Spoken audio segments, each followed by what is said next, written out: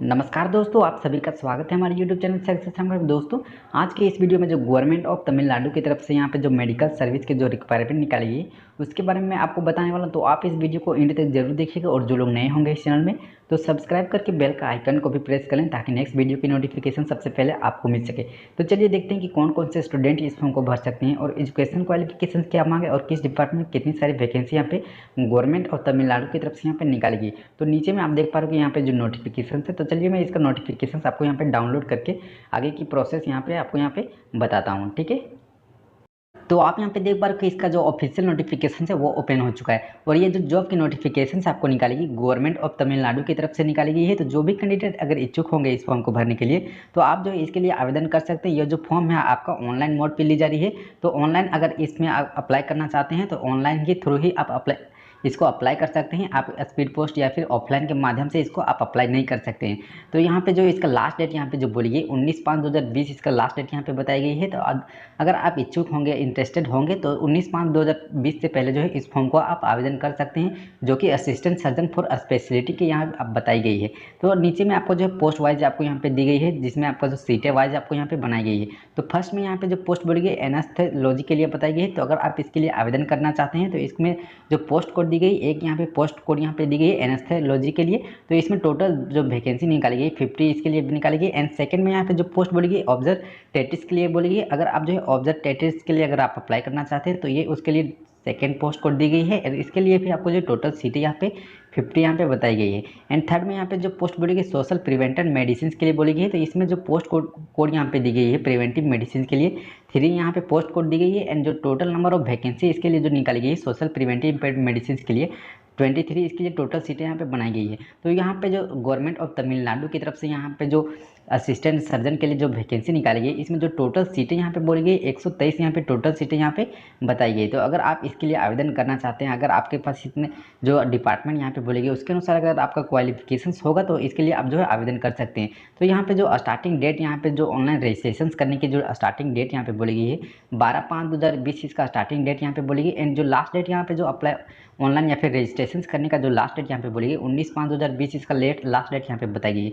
तो जो भी इंटरेस्टेड कैंडिडेट होंगे तो 19/5/2020 से पहले जो इस फॉर्म को आप आवेदन कर सकते हैं ऑनलाइन। ठीक है, उसके बाद नीचे में जो यहाँ पे venue and tentative date of walk in selection के लिए यहाँ पे जो डेट एंड लोकेशंस आपको यहाँ पे दी गए हैं।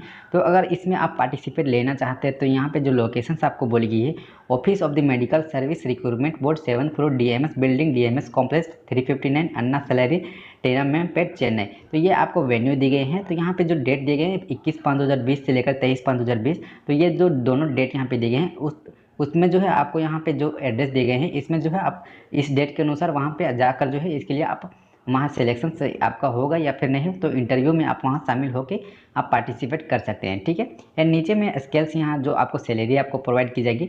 तो जो भी कैंडिडेट अगर इस पोस्ट के लिए किसी भी पोस्ट के लिए अगर आप सिलेक्टेड होते हैं तो उसको जो स्टार्टिंग पेमेंट आपको यहाँ पे जो प्रोवाइड की जाएगी 26,100 से लेकर 1,77,500 के बीच में आपको यहाँ पे पेमेंट आपको यहाँ पे दी जाएगी जो भी कैंडिडेट सिलेक्टेड होते हैं। ठीक है, उसके बाद यहाँ पे रिजर्वेशन एंड रिलेटेड इन्फॉर्मेशन दिए गए हैं। तो आप अगर इसको रीड करना चाहते हैं तो इसको आप अच्छी तरह से इसमें रीड कर लीजिएगा। तो यहाँ पे नीचे में 5th नंबर में यहाँ पे क्वालिफिकेशन के अनुसार आपको एज यहाँ पे बोली गई है। तो आप किस कैटेगरी से आते हैं तो उसके अनुसार यहाँ से आपको जो है एज यहाँ पे क्राइटेरिया आपको देखने को मिल जाएगा। तो SC ST या फिर SC में अगर आते हैं या फिर अदर्स कैटेगरी एक सर्विसमैन तो उसके अनुसार से आप यहाँ पे एज देख सकते हैं। तो मिनिमम आपको जो है आपका 18 ईयर्स मिनिमम यहाँ पे बोली एंड मैक्सिमम जो है आपका 57 ईयर्स मैक्सिमम एज यहाँ पे बताइए, जो कि आपको कैटेगरी वाइज आपको यहाँ पे देखने को मिल जाएगा। ठीक है, तो नीचे में देखिए तो नीचे में आपको जो यहाँ पे एज क्राइटेरिया के लिए जो आपको आरक्षण आपको दी जा रही है उसके अनुसार आपको यहाँ पे बताई गई। तो आप किस कैटेगरी से आते हैं उसके अनुसार आप यहाँ से एज के रिलैक्सेशन लेना चाहते हैं तो ले सकते हैं। ठीक है, तो यहाँ पे एजुकेशन क्वालिफिकेशन यहाँ पे देखें तो जो भी कैंडिडेट अगर यहाँ पे जो एजुकेशन क्वालिफिकेशंस आपको बोली गई है तो यहाँ पे candidate should possess the following और its equivalent qualifications awarded by university of institutions by the university grants commission for the purpose of its grants. तो अगर आपने किसी भी अगर फॉर असिस्टेंट सर्जन स्पेशलिस्ट के लिए अगर आप अप्लाई करना चाहते हैं तो यहाँ पे जो क्वालिफिकेशन बोला गया MBBS degree with PG degree.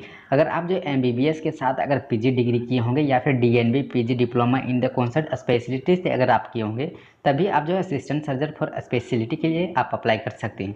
ठीक है, उसके बाद यहाँ पे एलिजिबिलिटी कोर्सेज यहाँ पे दिए गए जो कि स्पेशलिटी यहाँ पे जो डिपार्टमेंट यहाँ पे पोस्ट यहाँ पे बताई गई उसके अनुसार आपको यहाँ पे PG degree and PG diploma यहाँ पे दिए गए हैं। ये स्पेशलिटी यहाँ पे जो एलिजिबिलिटी कोर्स यहाँ पे दिए गए हैं तो इसके अनुसार से आप यहाँ से देख सकते हैं।